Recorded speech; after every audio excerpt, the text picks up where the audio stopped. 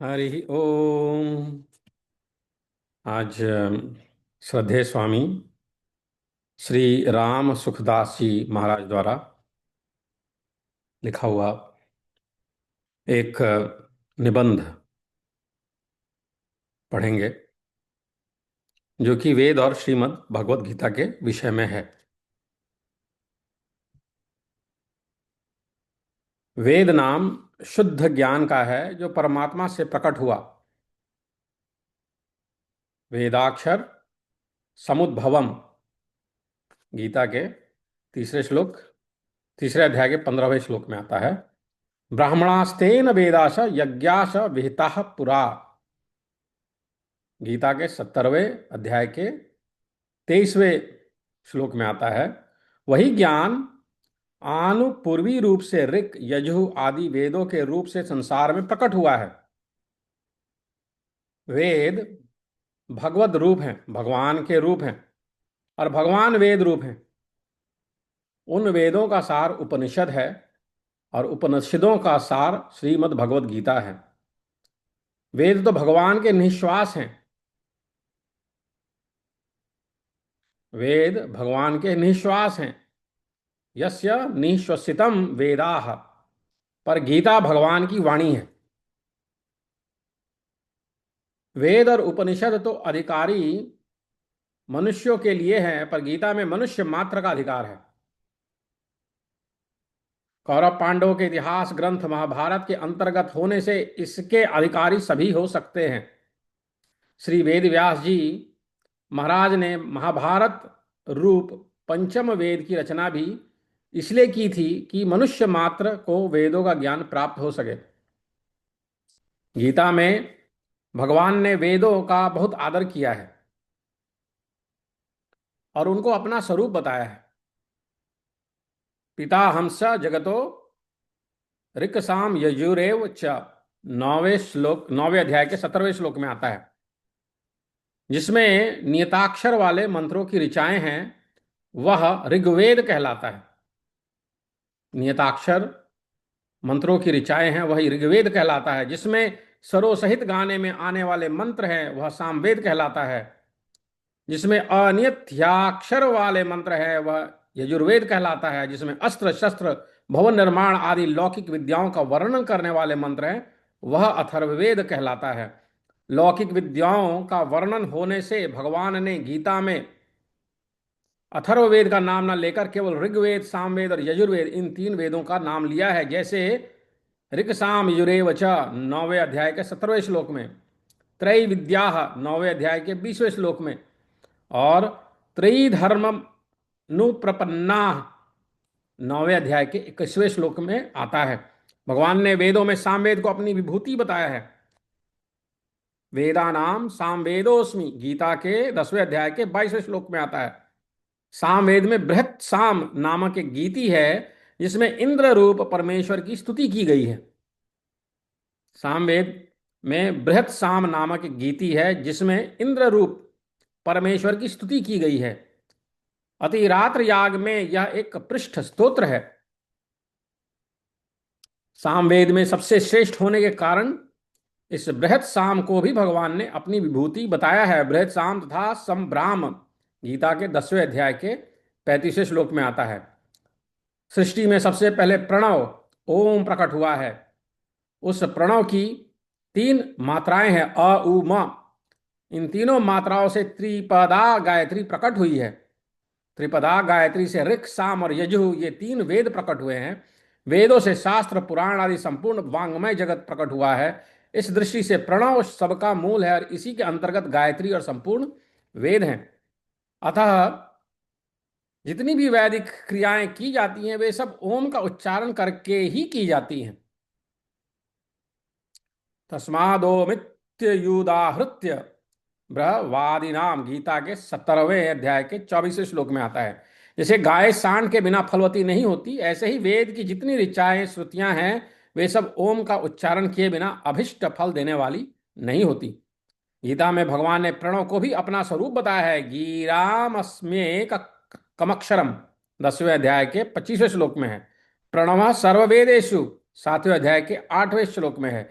गायत्री को भी अपना स्वरूप बताया है। गायत्री छंद साम हम, गायत्री छंद साम हम, मैं ही गायत्री छंद हूं। 10वें अध्याय के 35वें श्लोक में है। और वेदों को भी अपना स्वरूप बताया है। सृष्टि चक्र को चलाने में वेदों की मुख्य भूमिका है। वेद कर्तव्य कर्मों को करने की विधि बताते हैं। कर्म ब्रह्मोद्भवम विद्धि, गीता के 3 अध्याय के 15वें श्लोक में है। एवं बहुविधा यज्ञा विदता ब्रह्मणो मुखे, गीता के 4 अध्याय के 32वें श्लोक में है।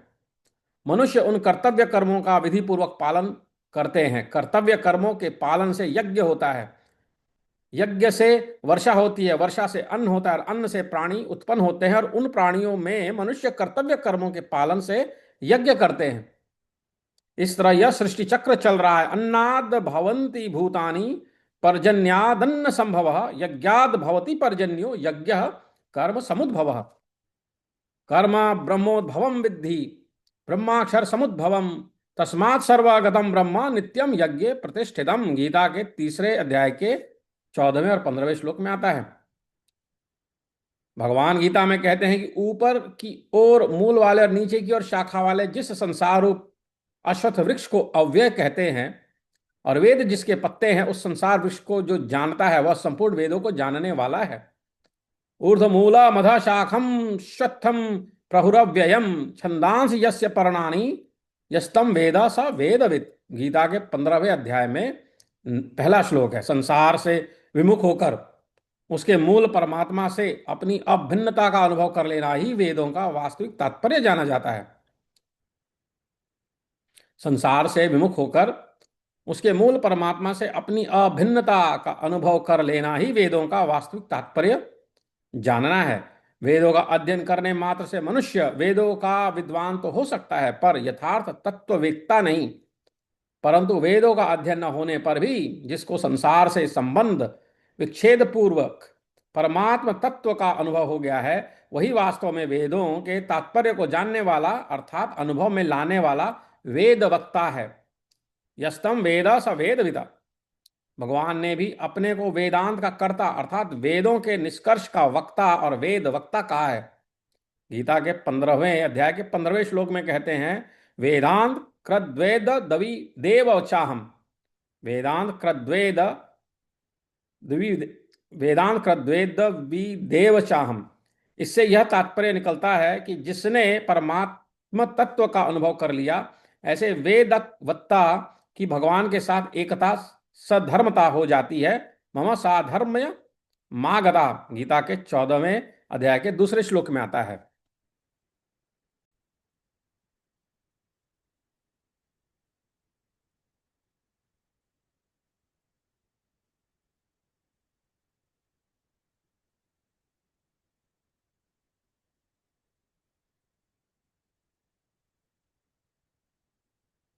तो 15वें अध्याय का 15वां श्लोक है,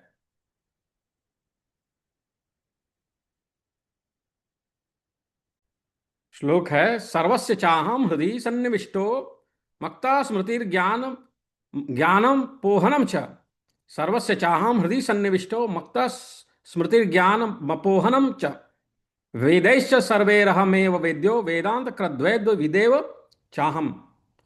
अहम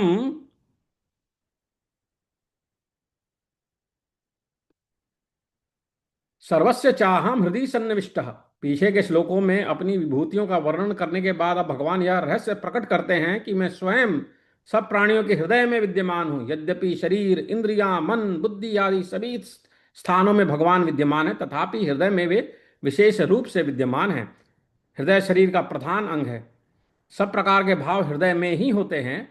समस्त कर्मों में भाव ही प्रधान होता है। भाव की शुद्धि से समस्त पदार्थ क्रिया आदि की शुद्धि हो जाती है। अतः महत्व भाव का ही है, वस्तु व्यक्ति कर्म आदि का नहीं। वह भाव हृदय में होने से हृदय की बहुत महत्ता है। हृदय सत्वगुण का कार्य है, इसलिए भी भगवान हृदय में विशेष रूप से रहते हैं। भगवान कहते हैं कि मैं प्रत्येक मनुष्य के अत्यंत नजदीक के उसके हृदय में रहता हूं। अतः किसी भी साधक को मेरे से दूर अथवा वियोग का अनुभव करते हुए भी मेरी प्राप्ति से निराश नहीं होना चाहिए। इसलिए पापी, पुण्यात्मा, मूर्ख, पंडित, निर्धन, धनवान, रोगी, निरोग आदि कोई भी स्त्री पुरुष किसी भी जाति, वर्ण, संप्रदाय, आश्रम, देश, काल, परिस्थिति आदि में क्यों ना हो, भगवत प्राप्ति का वह पूरा अधिकारी है।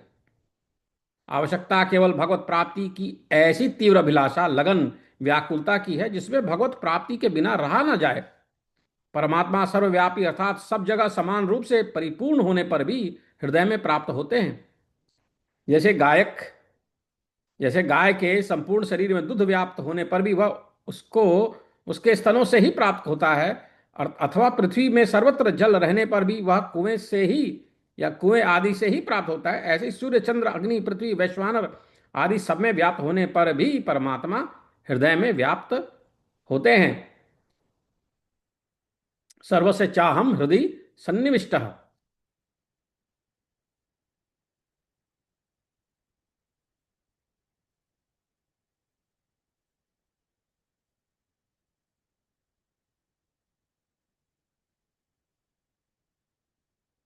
वेदांत कृत भगवान से ही वेद प्रकट हुए हैं। गीता गीता तीसरे अध्याय का 15वां और 17वें अध्याय का 23वां श्लोक, उसमें बताया है कि भगवान से ही वेद प्रकट हुए, अतः वे ही वेदों के अंतिम सिद्धांत को ठीक ठीक बताकर वेदों में प्रतीत होने वाले विरोधों का अच्छी तरह समन्वय कर सकते हैं। इसलिए भगवान कहते हैं कि वेदों का पूर्ण वास्तविक ज्ञाता होने के कारण मैं ही वेदों के यथार्थ तात्पर्य का निर्णय करने वाला हूं। वेद विदेह चाहम, वेदों के अर्थ, भाव आदि को भगवान ही यथार्थ रूप से जानते हैं। वेदों में कौन सी बात किस भाव या उद्देश्य से कही गई है, वेदों का यथार्थ तात्पर्य क्या है, इत्यादि बातें भगवान ही पूर्ण रूप से जानते हैं, क्योंकि भगवान से ही वेद प्रकट हुए हैं। वेदों में भिन्न भिन्न विषय होने के कारण अच्छे अच्छे विद्वान भी एक निर्णय नहीं कर पाते। गीता दूसरे अध्यायों का 53वां श्लोक, इसमें ऐसा कहा है, इसलिए वेदों के यथार्थ ज्ञाता भगवान का आश्रय लेने से ही वेदों का तत्व जान सकते हैं और श्रुति भी प्रतिपत्ति से मुक्त हो सकते हैं। इस 15वें अध्याय के पहले श्लोक में भगवान ने संसार वृक्ष को तत्व से जानने वाले मनुष्य को वेदवित कहा था।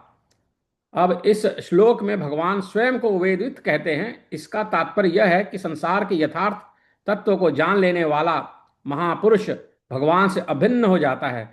संसार के यथार्थ तत्व को जानने का अभिप्राय है संसार की स्वतंत्र सत्ता नहीं है और परमात्मा की ही सत्ता है। इस प्रकार जानते हुए संसार से माने हुए संबंध को छोड़कर अपना संबंध भगवान से जोड़ना, संसार का आश्रय छोड़कर भगवान के आश्रित हो जाना, ऐसा जो है ये श्लोकों का 15वें अध्याय के 15वें श्लोक का अर्थ है। तो भगवान ने अपने को वेदांत का कर्ता अर्थात वेदों के निष्कर्ष का वक्ता और वेदवत्ता कहा है। वेदांत कृद्वेद द्विवी देव चाहम, इससे यह तात्पर्य निकलता है, हमने पहले पढ़ा, कि जिसने परमात्म तत्व का अनुभव कर लिया, ऐसे वेदवत्ता की भगवान के साथ एकता सधर्मता हो जाती है। मम साधर्म्यमागता, गीता के 14वें अध्याय के दूसरे श्लोक में बात आती है। भगवान ने गीता में अपने को ही संसार वृक्ष का मूल पुरुषोत्तम बताया है। संसार रूपी जो वृक्ष है उसके वो मूल हैं। यस्मात् अक्षरमतीतो हम अक्षरादिपि योच्योत्तम अतोस्मि लोके वेदे च प्रथितः पुरुषोत्तम, गीता के 15वें अध्याय के 18वां श्लोक में आता है कि मैं क्षर से अतीत हूं, अक्षर से भी उत्तम हूं, इसे लोक में और वेद में पुरुषोत्तम नाम से प्रसिद्ध हूं। वेद में आए पुरुष सूक्त में पुरुषोत्तम का वर्णन हुआ है। गीता में भगवान कहते हैं कि वेदों में इंद्र रूप से जिस परमेश्वर का वर्णन हुआ है वह भी मैं ही हूं। इसलिए स्वर्ग प्राप्ति चाहने वाले मनुष्य यज्ञों के द्वारा मेरा ही पूजन करते हैं। त्रय विद्या माम सोमपा पूत पापा यज्ञेरिष्ट्वा स्वर्गतिम प्रार्थयन्ते, गीता के 9वें अध्याय के 20वें श्लोक में आता है। वेदों में सकाम भाव वाले मंत्रों की संख्या तो 80,000 है, पर मुक्त करने वाले अर्थात निष्काम भाव वाले मंत्रों की संख्या 20,000 ही है, जिसमें 4,000 मंत्र ज्ञान कांड के और 16,000 मंत्र उपासना कांड के हैं। इसलिए गीता में कुछ लोग ऐसे भी आते हैं जिनमें वेदों की निंदा प्रतीत होती है, जैसे याम इमाम पुष्पिताम वाचम दूसरे अध्याय के 42वां श्लोक, वेद वादरतः दूसरे अध्याय का 42वां श्लोक, कामात्मानः स्वर्ग परा भोगैर्वैश्वर्य गतिम प्रति दूसरे अध्याय का 43वां श्लोक, त्रैगुण्य विषया वेदाः दूसरे अध्याय का 45वां श्लोक, जिज्ञासुरपि योगस्य शब्द ब्रह्माति वर्तते छठे अध्याय का 44वां श्लोक। एवं त्रयी धर्म मनु प्रपन्ना गतागतम काम कामा लभन्ते, 9वें अध्याय का 21वां श्लोक। न वेद यज्ञाध्ययनेन दुष्टुम त्वदन्येन कुरु प्रवीर, 11वें अध्याय का 48वां श्लोक। नाहम वेदैर्न तपसा माम यथा, 11वें अध्याय का 53वां श्लोक। अच्छंदांश यस्य पर्णानि, 15वें अध्याय का पहला श्लोक आदि।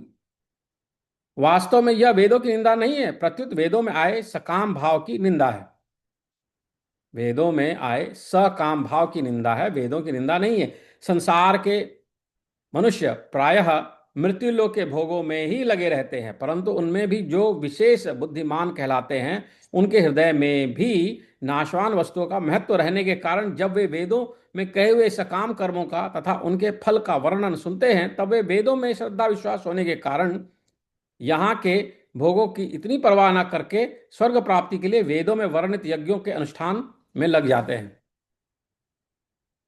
उन सकाम अनुष्ठानों के फलस्वरूप वे लोग स्वर्ग में जाकर देवताओं के दिव्य भोगों को भोगते हैं, जो मनुष्य लोक के भोगों की अपेक्षा बहुत विलक्षण है।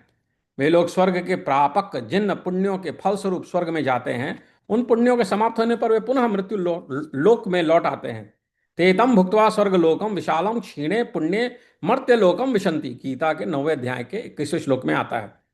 सकाम भाव के कारण ही मनुष्य बार बार जनता मरता है। गतागतम काम कामा लभंते, गीता के 9वें अध्याय के 21वें श्लोक में है। इसलिए भगवान ने सकाम भाव की निंदा की है। वेदों में सकाम भाव का वर्णन होने का कारण यह है कि वेद श्रुति माता है। संसार में सकाम भाव वाले मनुष्यों की संख्या अधिक रहती है, अतः वेद माता ने अपने बालकों की अलग अलग रुचियों के अनुसार लौकिक और परमार्थिक सब तरह की सिद्धियों के उपाय बताए हैं। भगवान ने वेदों के संसार वृक्ष के पत्ते बताए हैं, छंदांस यस्य पर्णानि, और वेदों की वाणी को पुष्पित कहा है। यामिमाम पुष्पिताम वाचम। यद्यपि निषिद्ध कर्मों को करने की अपेक्षा वेद विहित सकाम अनुष्ठान को करना श्रेष्ठ है, तथापि उससे मुक्ति नहीं हो सकती। अतः साधक को वैदिक सकाम अनुष्ठान रूप पत्तों और पुष्पों में नाशवान फल में ना फंसकर संसार वृक्ष के मूल परमात्मा का ही आश्रय लेना चाहिए। वेदों का वास्तविक तत्व संसार या स्वर्ग नहीं है, प्रत्युत परमात्मा ही है। वेदैश्च सर्वैरहमेव वैद्यः, गीता के 15वें अध्याय के 15वें श्लोक में आता है। महाभारत के शांति पर्व में 318वें अध्याय के 50वें श्लोक में आया है कि सांगो पांगा नपि यदि यश्च वेदा न धीयते वेद वैद्यम न जानीते वेद भार वहो हिस्सा। सांगोपांग वेद पढ़कर भी जो वेदों के द्वारा जानने योग्य परमात्मा को नहीं जानता, वह मूढ़ केवल वेदों का बोझ ढोने वाला है। तो सकाम भाव से वेदों का अध्ययन, यज्ञों का अनुष्ठान सही नहीं है। देवता प्राप्ति होगी, भगवत प्राप्ति के लिए भगवान कृष्ण में भक्ति की पूरी आवश्यकता है, और उन्हीं को प्राप्त करना जो है जीवन का उद्देश्य होना चाहिए। सकाम नहीं होना चाहिए, निष्काम जो है उसको अच्छा माना गया। हरि ही ओम।